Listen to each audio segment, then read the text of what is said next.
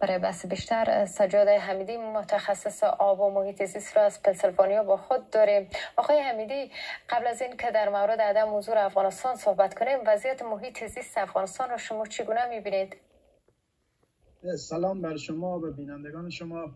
ببینید، افغانستان با کمال تأسف به دلیل دهه‌ها جنگ و نبود دولت‌های پاسخگو یا مستقر و همچنین نبود متخصصین، نبود امکانات مالی مناسب، جزء آسیب دیده ترین کشورها از لحاظ شرایط محیط زیستی است که خب اگر با آمار و اطلاعات و داده‌هایی که از طریق مجامع جهانی، سازمان ملل و متخصصین ارائه میشه نگاه کنیم، ما به شدت از لحاظ دسترسی به منابع آبی و خاکی در وضعیت سختی قرار داریم. آلودگی هایی که وارد محیط زیست میشه و کنترلی بر اون نیست. آبهای زیرزمینی ما به شدت افت میکنه هر سال و به صورت بی‌رویه داره از اون استفاده میشه. همه اینا در کنار این قرار بدیم که ما در یک کشوری هستیم که امروز متخصصای اندکی هم که داشتیم از کشور ترک کردن یا ترک میکنن و دولت و حاکمیت پاسخگو و متخصصی در رأس کار نیست. به نظر میرسه شرایط بسیار خطرناکه با توجه به این که همزمان شده این بحث با اجلاس امنیتی ایران و درس کنم که شاید یکی از حوزه‌های امنیتی که باید بزرگواران ما بیشتر به توجه کنند بحث ها و محیط زیست در افغانستان خواهد بود، چون نه تنها امروز بلکه در آینده منبع تنش‌ها و بحران‌های بسیار زیاد امنیتی هم خواهد شد. حالا غیبت افغانستان در این نشست مهم در حال صورت میگیره که افغانستان یکی از چند کشور آسیب دیده از تغییرات اقلیمی است. این غیبت چه تأثیری روی افغانستان خواهد گذاشت؟ واقعیت قضیه است که غیبت افغانستان از مجامع جهانی، از اجلاس‌های در این سطح، آسیب بزرگی که میزنه است که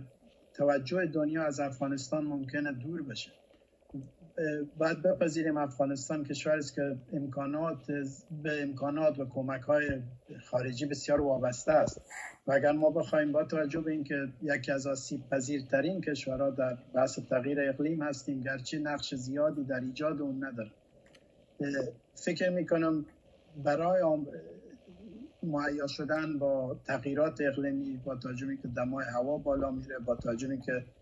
خشکسالی‌ها و قحطی‌های طولانی مدت خواهیم داشت، سیلاب‌های شدیدتری در آینده خواهیم داشت، حضور حداقل متخصصان افغانی و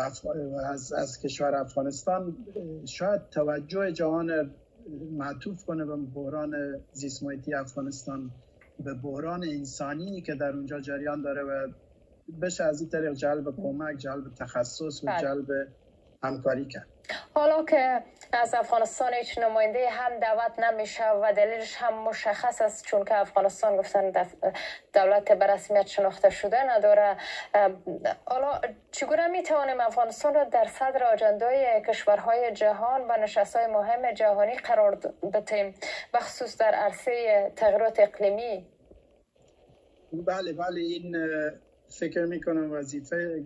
خب قطعا همونطور که شما فرمودین، چون دولت به رسمیت شناخته شده‌ای در افغانستان حاکم نیست، احتمالاً در مجامع جهانی و اجلاس‌های از این دست از افغانستان به عنوان دولت کسی دعوت نمیشه، ولی وظیفه متخصص‌ها و اهل خبره افغانستان است که همچنان بحث آسیب پذیری افغانستان و بحرانی بودن شرایط زیست محیطی، بحرانی بودن شرایط دسترسی به آب در افغانستان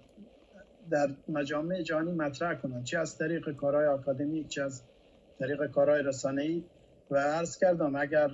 در اجلاس‌های از این دست، اگر از حاکمیت به هر حال افغانستان به دلیل اینکه